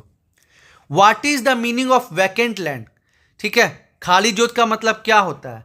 ऐसा भूमि जिसको छोड़ दिया गया है, ऐसा होल्डिंग जहां का रैयत मर गया है उसका कोई हायर नहीं है, और ऐसा होल्डिंग जो कि ग्रेजिंग लैंड के लिए यूज होता है। तो देखिए जो गोचर भूमि है ना ये वैकेंट लैंड में नहीं आता, इसका बंदोबस्ती भी नहीं हो सकता है। सेक्शन 38 में लिखा हुआ है, ये क्वेश्चन भी पूछेगा। तो इसका जवाब क्या हो जाएगा? A and B। मैंने आपको कहा भी दोस्तों कि अभी जेपीएससी में क्या ऑब्जर्व किया गया है कि जहां आपको ऑल दिया गया है, जहां बोथ दिया गया है, वो 90% केस में वो आंसर सही हो जाता है। देखो यहां क्वेश्चन आया है कि संथाल परगना में क्या है कि जो ग्रेजिंग लैंड है वो कल्टीवेशन के लिए इस्तेमाल हो सकता है with the permission of DC, नहीं। If required with the permission of village headman, नहीं। नेवर, नहीं इस्तेमाल हो सकता है, ठीक है। इसका सही जवाब क्या हो जाएगा? 73 का C। कहां दिया गया है? आर्टिकल 38 में। वो कौन सा सेक्शन है जहां पे पेनल्टीज का जिक्र है दोस्तों? तो सेक्शन 67। इसमें क्या जिक्र है कि अगर ग्राम प्रधान या मूल रैयत, जैसे ग्राम प्रधान को क्या बोला गया है? ग्राम प्रधान को बोला गया है कि अगर कोई अगर कोई नया मतलब ये जमींदार को बोला गया कि अगर ग्राम प्रधान अपना कोई नया ग्राम प्रधान बनता है, अगर वो उसको 3 महीने के अंदर जमींदार को जो है देना है खेवट खतियान, अगर वो काम अपना नहीं करता है, या जो ग्राम प्रधान को लगान वसूल करना है वो ठीक से नहीं करता है, मूलित को जो काम है वो नहीं करता है, रैयत को जो काम दिया गया वो नहीं करता है, तो उनको 200 रुपया पेनल्टी लगेगा, जो बढ़ के 500 रुपया तक हो सकता है। तो इस जुर्माने का प्रावधान क्या है 67 में। एक चीज लोग कंफ्यूज क्या होते हैं, 52 से कंफ्यूज होते हैं। 52 में क्या बोला गया है कि अगर भूस्वामी लैंडलॉर्ड ज्यादा लगान वसूल करता है तब उसको 6 महीने का जेल या 500 रुपया सजा या दोनों हो सकता है। तो इसमें बोलता है कि ज्यादा लगान वसूल कर रहा है तब, और इसमें बोला है कि चाहे वो भूस्वामी हो, चाहे ग्राम प्रधान हो, चाहे मूल रैयत हो, चाहे रैयत हो, उनको जो काम सौंपा गया है अगर वो काम नहीं करते हैं तो उनको जुर्माना लगेगा। जुर्माना कहां से कहां तक है, 200 रुपए से लेके मैक्सिमम 500 रुपए तक। ठीक है। कौन सा सेक्शन है जो कि जमीन के एक्सचेंज से डील करता है, तो ये है सेक्शन 23, बहुत इंपॉर्टेंट है। और 24 में जो है रजिस्ट्रेशन का प्रावधान है। ये दोनों सेक्शन बहुत इंपॉर्टेंट है। अब देखिए मैंने आपको बताया ना, which district has recorded the lowest percentage of forest cover. देखिए 2019 और 2021 दोनों में जामतारा एरिया वाइज भी परसेंटेज वाइज भी जंगल में सबसे कम रहा है, लेकिन अब 2023 में क्या हो गया है, देवघर। उसी तरह अगर एरिया वाइज बात करेगा तो पश्चिमी सिंहभूम में सबसे ज्यादा जंगल है, लेकिन परसेंटेज वाइज बात करेंगे तो लातेहार में सबसे ज्यादा जंगल है। ये ध्यान रखना है यारो। लेकिन हां, अगर आपसे पूछा जाए कि 2021 की तुलना में 2023 में कहां सबसे ज्यादा जंगल कम हुआ है, तो आपका जवाब हो जाएगा चतरा। यहां कंफ्यूज मत होइएगा। केवल अगर आपसे पूछेगा कि 2023 के डेटा के अनुसार झारखंड में या तो एरिया वाइज या तो परसेंटेज वाइज कहां सबसे कम जंगल है, तो देवघर। लेकिन अगर आपसे पूछेगा कि 2021 के कंपैरिजन में कहां सबसे कम जंगल अब हो गया है, तो चतरा। ठीक है ना। जनगणना से भी क्वेश्चन रहता ही रहता है। इसमें पूछा गया है कि पॉपुलेशन के टर्म में सबसे ज्यादा जो है जनसंख्या कहां की है, तो आपकी रांची। और अगर पूछता कि 2011 के सेंसस के हिसाब से, पहले पूछा भी है जेपीएससी कि नगरीकरण कहां सबसे ज्यादा, अर्बनाइजेशन, तो धनबाद। हालांकि अभी जो है पूर्वी सिंहभूम में बढ़ रहा है, और जो अभी वाला जनगणना होगा ना उसमें देखिएगा चेंज हो जाएगा। लेकिन वो पूछता किसका है, जिसका हो चुका है। 2021 का तो अभी पेंडिंग ही चल रहा है। तो 2011 का जो जनगणना हुआ उसके हिसाब से सबसे ज्यादा नगरीकरण कहां पे है, तो अर्बनाइजेशन, मतलब कहां पे, धनबाद में। ठीक है। लार्जेस्ट एरिया जो है कहां का है, गुमला और आपका जो है पश्चिमी सिंहभूम। अगेन जो है बहुत ही प्यारा क्वेश्चन है कि कौन सा डिस्ट्रिक्ट है जिसका एरिया सबसे ज्यादा है परसेंटेज वाइज में। Question number 78। सोचिए सोचिए सोचिए, आपको क्या लगता है। कुछ लोग को गुमला लगता होगा, लेकिन जो एरिया सबसे ज्यादा है वो किसका है, पश्चिमी सिंहभूम का यादव। एक बहुत प्यारा क्वेश्चन है, और ये क्वेश्चन तो बहुत ही दिमाग खराब किया। इसका 2-3 बार आंसर भी बदला। ठीक है। जेठवी, पहले बैसाखी दे दिया था, जेठवी, फाइनली जो आंसर है वो क्या दिया है, अघनी। आप जानते हैं अपने झारखंड में ला बहुत ज्यादा होता है, ठीक है ना। और आपका टसर सिल्क का उत्पादन झारखंड में सबसे ज्यादा है। तो किस वैरायटी का ला यहां पे सबसे ज्यादा प्रोडक्शन होता है, तो अघनी का, D option. Question number 80। Jharkhand का वो कौन सा डिवीजन है जहां पे हैंडलूम कोऑपरेटिव सोसाइटी सबसे ज्यादा है, तो संथाल परगना। कौन सी वैरायटी ऑफ सिल्क है जो कि झारखंड में मैक्सिमम प्रोड्यूस की जाती है, टसर सिल्क। टेल्को, हर समय देखिएगा कि आपको जो टाटा ग्रुप से वहां से कुछ ना कुछ क्वेश्चन पूछता ही पूछता है। जैसे 7 जेपीएससी में टीआरएफ का पूछा गया था, ठीक है, और इस बार टेल्को का पूछा गया है। तो टाटा ग्रुप वाला भी आपको दोस्तों देखना ही देखना, क्या पता अगली बार आपसे जो है टाटा कमिंस का पूछ दे। और दोस्तों एक बहुत इंपॉर्टेंट चीज कि झारखंड में टाटा और कमिंस के बीच में, टाटा हो गया और कमिंस अमेरिका की कंपनी है, उसके उनके बीच में जो है ना समझौता हुआ है हाइड्रोजन प्लांट सेटअप करने का। जैसा कि दोस्तों आप जानते ही हैं कि जो है हाइड्रोजन प्लांट मतलब नेशनल ग्रीन हाइड्रोजन मिशन के अंदर जो है प्रोजेक्ट चालू हुआ है कि इंडिया जो है अब हाइड्रोजन से बिजली उत्पादन करेगा, क्योंकि उससे लीस्ट मतलब नहीं के बराबर पोल्यूशन होता है, ठीक है, और बहुत बढ़िया सोर्स है। तो टाटा ग्रुप और कमिंस के बीच में समझौता हुआ है। और एक चीज, टाटा जो है उसने ही जो है टाटा ग्रुप ने ही जो है पहला फ्लोटिंग सोलर प्लांट सेटअप किया है, ठीक है। इसमें कंफ्यूजन नहीं होना है, क्योंकि ये जो इंफॉर्मेशन है वो कहाँ दी गई है, झारखंड इकोनॉमिक सर्वे में दिया गया है। झारखंड इकोनॉमिक सर्वे 2023-24 में ये दिया गया है कि टाटा ग्रुप्स ने झारखंड का पहला फ्लोटिंग सोलर प्लांट जो है स्टैब्लिश किया है। बूढ़ाघाघ वाटरफॉल ये कौन सी नदी पे है? बूढ़ा नदी पे है। आसान क्वेश्चन 83-84 दोनों ही, कि हाईएस्ट पॉइंट कौन सा है? नेतरहाट।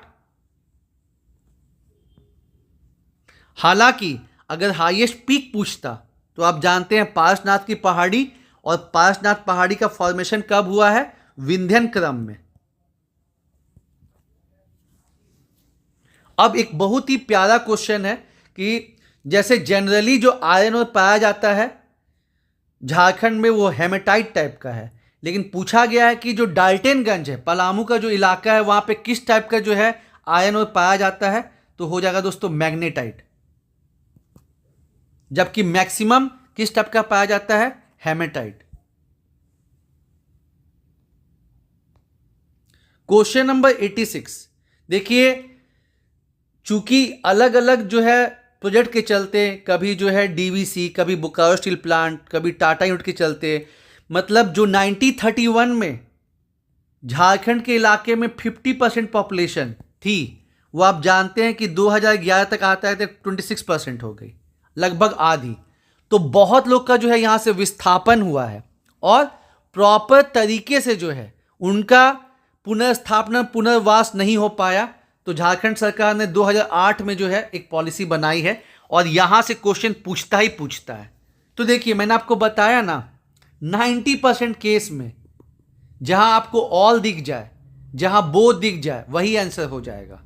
तो पूछता है कि उद्देश्य क्या है, कि मिनिमम लोगों को जो है ना विस्थापन करना पड़े, जो प्रोजेक्ट है या तो बंजर भूमि पे या जो भूमि खराब है वहाँ पे हो, और जो भी आपका SC/ST ग्रुप है यहाँ पे जहाँ पे बहुत ज़्यादा खेती होती है उनको अवॉइड किया जाए। तो ये ऑल ऑफ द अबव हो जाएगा। किसका मेन यही ना रहेगा कि बहुत कम जो है ज़मीन का लिया जाए, जहाँ तक मुमकिन हो ऐसी ज़मीन को ली जाए जहाँ का उर्वरकता जो है कम है, और जो SC/ST ग्रुप है, मल्टी क्रॉप लैंड है, वो सबको अवॉइड किया जाए। फिर उससे क्वेश्चन पूछा है और जिसमें लोग फंस गए हैं, बहुत प्यारा क्वेश्चन है कि एज पर झारखंड रिहेबिलिटेशन और रीसेटलमेंट पॉलिसी 2008, ठीक है ना, जो जो दोस्तों इंपॉर्टेंट पॉलिसीज हैं उनको आपको डेप्थ में कवर करना ही करना है। और मैंने एक बहुत अच्छी वीडियो जो है बनाई है, आप नीचे देख सकते हैं, लिंक में दिया गया है, उससे आपको दोस्तों बहुत आइडिया मिलेगा। तो इसमें क्या बोलता है कि झारखंड पुनर्वास और पुनर्स्थापना जो नीति है उसमें स्टेट लेवल मॉनिटरिंग कमेटी, देखिए स्टेट लेवल मॉनिटरिंग कमेटी होगा किस चीज के लिए? फॉर रिव्यू करने के लिए कि क्या प्रोग्रेस जो है वो मेड किया गया है, और उसके चेयरपर्सन मतलब जो है who will chair this committee.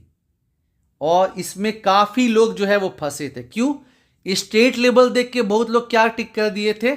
Chief minister. लेकिन इसका सही जवाब क्या हो जाएगा? विकास आयुक्त, द डेवलपमेंट कमिश्नर।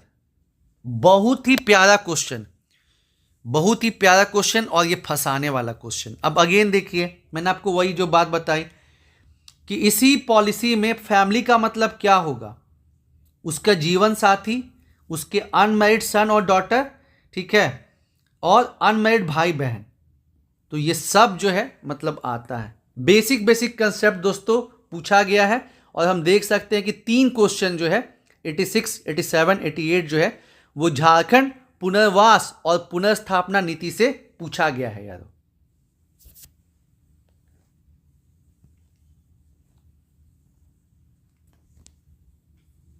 अब देखिए, जो भी मतलब इसके पहले भी 2003 में झारखंड इंडस्ट्रीज रिहेबिलिटेशन स्कीम, ये झारखंड उद्योग पुनर्वास योजना, अगेन मैट्रिक यहां पे काम कर जाएगा। बोथ कि जो क्लोज और सीक यूनिट है उनके लिए भी और जो कमजोर इकाई है उनके लिए भी, ठीक है। क्वेश्चन नंबर 90 कि झारखंड विजन और एक्शन प्लान 2021 के अनुसार मेगा हैंडलूम क्लस्टर जो है उसको बनाना है झारखंड के किस जिले में। आपके ऑप्शन है दुमका, रांची, गोड्डा, देवघर। तो जनरली ध्यान में क्या आएगा कि दुमका, जिसको सब कैपिटल उप राजधानी भी कंसीडर करते हैं, ये जवाब होना चाहिए, लेकिन नहीं, इसका जवाब क्या होगा दोस्तों, गोड्डा। 91 तो क्वेश्चन ही गलत पूछ दिया गया, ठीक है ना। ये कांस्टेंट प्राइस पे पूछा गया है 2022-23 के लिए और सारा का सारा जो डेटा है वो गलत दिया गया है, ठीक है ना। सारा का सारा जो इसमें डेटा है वो करंट प्राइस वाला दिया गया है। तो ये इसके लिए सभी को जो है मार्क्स दे दिए गए क्योंकि क्वेश्चन ही गलत है। लेकिन देखिए, इससे आइडिया तो लगता है ना, अगली बार हो सकता है कि ऐसे ही क्वेश्चन आए लेकिन उसमें ऑप्शन जो है वो सही सेट किया जाए। तो इकोनॉमिक सर्वे से हम देख सकते हैं कि 4 से 5 क्वेश्चन और बजट से जो है वो 2 क्वेश्चन, मतलब 6 क्वेश्चन जो है वो झारखंड आर्थिक सर्वेक्षण और बजट मिला के पूछा गया है यारों। इसमें भी बहुत कंफ्यूजन हुआ। अगेन मैंने आपको जो बताया कि 15 क्वेश्चन जो हालत खराब कर देता है कि गोमिया का जो इंडियन एक्सप्लोसिव लिमिटेड है इसको सेटअप कब किया गया, और इवन कि जेपीएससी ने भी अपना आंसर चेंज किया और फाइनली 1956, ठीक है। और ये जेपीएससी के इतिहास में पहली बार ऐसा हुआ कि 3 बार आंसर की को जो है वो चेंज किया गया, ठीक है ना। पहले एक बार आया, उसके बाद फिर 2 बार और आंसर की आया। लेकिन अच्छी बात क्या है कि 2-3 क्वेश्चन को छोड़ के सबके आंसर जो है दोस्तों सुधार दिए गए। बरनपुर सीमेंट लिमिटेड जो प्लांट है ये कहाँ पे है, ये भी बहुत लोग को, हालांकि जो लोग रांची उसके आसपास रहते हैं उनको दिक्कत नहीं हुआ, नहीं तो बाकी लोग जो है उनको समझ ही नहीं आया। ये आपका पतरातू में है। और क्वेश्चन नंबर 94 डिबेट का विषय रहा, ठीक है ना, क्योंकि लार्जेस्ट कोल फील्ड, अब ये एरिया के हिसाब से है कि प्रोडक्शन के हिसाब से है, और लंबे समय तक इसका आंसर जेपीएससी ने चेंज नहीं किया। झरिया इसका आंसर था, ठीक है। लेकिन झरिया जो है दोस्तों ये प्रोडक्शन के हिसाब से है, और यहां पे क्या है कि एरिया के हिसाब से कंसिडर किया जा रहा है। तो एरिया के हिसाब से नॉर्थ कर्णपुरा और साउथ कर्णपुरा मिला के इसका एरिया तो बहुत ज़्यादा हो जाएगा। तो फाइनल आंसर की जो जेपीएससी ने दिया है और जो सही भी है वो आपका 94 का ए। हालांकि स्टेटमेंट थोड़ा कन्फ्यूजन रहा और इसकी वजह से प्रॉब्लम आई है। भारत का पहला एल्युमिनियम रिफाइनरी, ये आसान है, 1938 मुरी में। कुंदर कोचा गोल्ड माइन, ये काफ़ी चर्चे में रहा है और क्योंकि झारखंड में जो है आपका गोल्ड माइनिंग भी होता है, और ये जो है कहाँ पे है, ईस्ट सिंहभूम या वेस्ट सिंहभूम, यहाँ लोग कंफ्यूज भी हुए। जो लोग अच्छे से पढ़े थे वही ईस्ट सिंहभूम टिक कर पाए, नहीं तो जो है कंफ्यूजन में वेस्ट सिंहभूम भी टिक हो गया। और देखिए दोस्तों, झारखंड में भारत का 40% मिनरल मिलता है, जिसमें कोयला में आपका जो है आयरन ओर में झारखंड हमेशा टॉप 3 में रहता है। इसके अलावा भी आपको जो है चीज़ों को देखना है, ठीक है ना, कि कहाँ एल्युमिनियम, कहाँ कॉपर और कहाँ फिर जो मतलब नए नए मिनरल भी मिल रहे हैं, उनको भी आपको देखना है यार।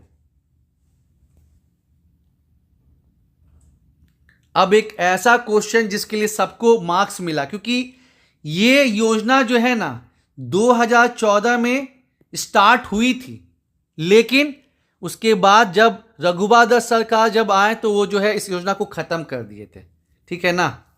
हालांकि फिर से अभी हेमंत सोरेन ने उसको स्टार्ट किया, लेकिन ये पूछा कब गया कि इसकी शुरुआत कब हुई, तो उसकी शुरुआत 2014 में जो है करी गई थी, लेकिन फिर उसको हेमंत सोरेन जब मतलब ने किया था, लेकिन जैसे फिर रघुबर दास आए तो उसको जो है स्क्रैप कर दिए थे इस योजना को। तो इसीलिए इस क्वेश्चन के लिए भी सभी को मार्क्स दिए गए, क्योंकि जितने भी ऑप्शन है वो सारे गलत हैं।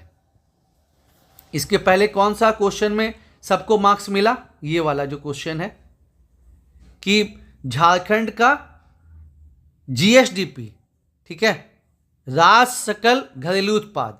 जीएसडीपी का मतलब क्या होता है, जैसे जीडीपी होता है ना कि देश की सीमा के अंदर जो भी गुड्स एंड सर्विसेज प्रोड्यूस हुआ, तो जीएसडीपी का मतलब होता है कि झारखंड राज्य की सीमा के अंदर एक साल में जो भी गुड्स एंड सर्विसेज प्रोड्यूस हुआ उसका मार्केट वैल्यू, उसको क्या बोलते हैं, ग्रॉस स्टेट डोमेस्टिक प्रोडक्ट, ठीक है ना। और इकोनॉमिक्स में आप जब भी कोई चीज़ कैलकुलेट करते हैं तो वो उसका दो पैरामीटर होता है, एक जो बेस ईयर पे होता है, जैसे अभी बेस ईयर क्या है 2011-12, तो उसको आप बोलते हैं स्थिर मूल्य, कांस्टेंट प्राइस, और एक होता है जो अभी के इसमें करते हैं उसको आप बोलते हैं करंट। और जो भी चीज़ आप स्थिर मूल्यों पे करते हैं उसको रियल बोलते हैं। अगर आप प्रति व्यक्ति आय निकाल रहे हैं तो रियल पर कैपिटा इनकम, अगर जीएसडीपी निकाल रहे हैं तो रियल जीएसडीपी, और जो आप चालू मूल्यों पे करते हैं उसको बोलते हैं नॉमिनल। और हमेशा जो नॉमिनल होता है उसका वैल्यू ज़्यादा होता है, क्योंकि उसमें महंगाई, इन्फ्लेशन जो है वो इंक्लूडेड रहता है, ठीक है ना। हमेशा इस चीज़ को ध्यान में रखिएगा कि अगर मान लीजिए 6 लाख के आसपास अगर आपका नॉमिनल है तो 4 लाख के आसपास आपका रियल रहेगा, ठीक है। हमेशा जो नॉमिनल है, जो चालू मूल्यों वाला चीज़ रहेगा ना, वो हमेशा ज़्यादा होता है, क्योंकि उसमें महंगाई का वैल्यू इंक्लूडेड रहता है। लेकिन जो आपका रियल होगा और जो स्थिर मूल्यों पे होगा वो कम होता है। तो ये क्वेश्चन के सारे ऑप्शन गलत थे, इसमें सबको नंबर मिला। और उसके बाद मैंने आपको बताया ही कि काफ़ी विवादित प्रश्न, ये स्कीम स्टार्ट तो हुआ था 2014 में, लेकिन फिर इसको जो है मतलब हेमंत सोरेन ये ने चालू किया था, उसके बाद जो है रघुबर दास ने इसको स्क्रैप कर दिया था, और फिर वापस जब जेएमएम सरकार में आई तो उसको वापस स्टार्ट की। बिरसा मुंडा बागवानी प्रोजेक्ट जो है ये मैंगो से संबंधित है यारों। मैंगो क्यों मतलब करते हैं ना, क्योंकि ये कम पानी में भी, झारखंड में क्या कि बारिश तो अच्छी होती है, लेकिन क्योंकि ये पठारी क्षेत्र है, पानी जो है ठहरता नहीं है, ठीक है, इसलिए समस्या होती है। अब वर्ल्ड बैंक जो है झारखंड में 2 योजना चला रही है, तो हम लोग पूरा उम्मीद किए थे कि पूछेगा ही पूछेगा। एक आपका तेजस्विनी योजना है जो कि झारखंड के 17 जिलों में चल रहा है, और इसमें 14 से 24 साल की महिलाओं को जागरूक किया जाता है, उनको वोकेशनल ट्रेनिंग दी जाती है और उनका एम्पावरमेंट, सशक्तिकरण किया जाता है। इसको वर्ल्ड बैंक फंडिंग कर रहा है। और साथ ही साथ जोहार स्कीम, जिसमें गांव के 2 लाख परिवारों को गरीबी रेखा से बाहर निकालना है, इसको वर्ल्ड बैंक फंडिंग कर रही है, ठीक है। और उसी तरह एक सिंचाई की योजना है माइक्रो इरिगेशन का, जिसको झारखंड मतलब जापान का जो है ना झिमडी, जिसका नाम है परियोजना का झिमडी, उसको जो है झारखंड मतलब जापान की एजेंसी फंडिंग कर रही है। तो इसको अब दोस्तों आपको ध्यान में रखना है कि तेजस्विनी योजना, इस बार जोहार पूछा है, जाहिर सी बात है आपको तेजस्विनी योजना पूछ सकता है कि बताइए इसके बारे में क्या सही है। तो ये 24 जिलों में नहीं चलती है, 7 जिले में जो है एक राजीव गांधी का प्रोजेक्ट स्टार्ट हुआ था, राजीव गांधी साहब का, तो वो चलता है स्कीम, और 17 जिलों में चलता है तेजस्विनी योजना, जिसको वर्ल्ड बैंक जो है वो फंडिंग करती है। और साथ ही साथ इसमें जो बेनिफिशियरी है वो 14 से 24 साल, ठीक है ना, ध्यान रखना यारो।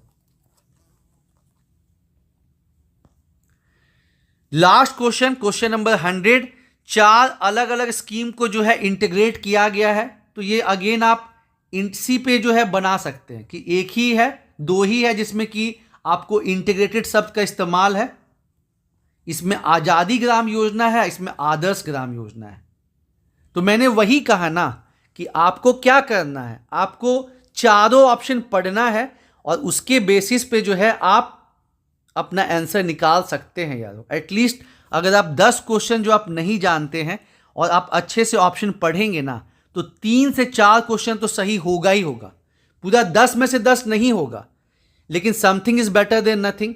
तो क्वेश्चन को देख के यारो डरना नहीं है, तब जाके जो है बात बनेगी और आपको जो है बेनिफिट मिलेगा मिलेगा। और हिम्मत करना, कोशिश करनी है। निगेटिव मार्किंग तो है नहीं, फिर डरना किस बात का है यारो। तो उम्मीद है दोस्तों इससे आपको काफी आइडिया लगा होगा। ऐसे ही हम आपके साथ जीएस पेपर 1 को भी अच्छे से डिस्कस करेंगे, उसका भी एनालिसिस करेंगे और आपको उससे बहुत बेनिफिट होगा यारो।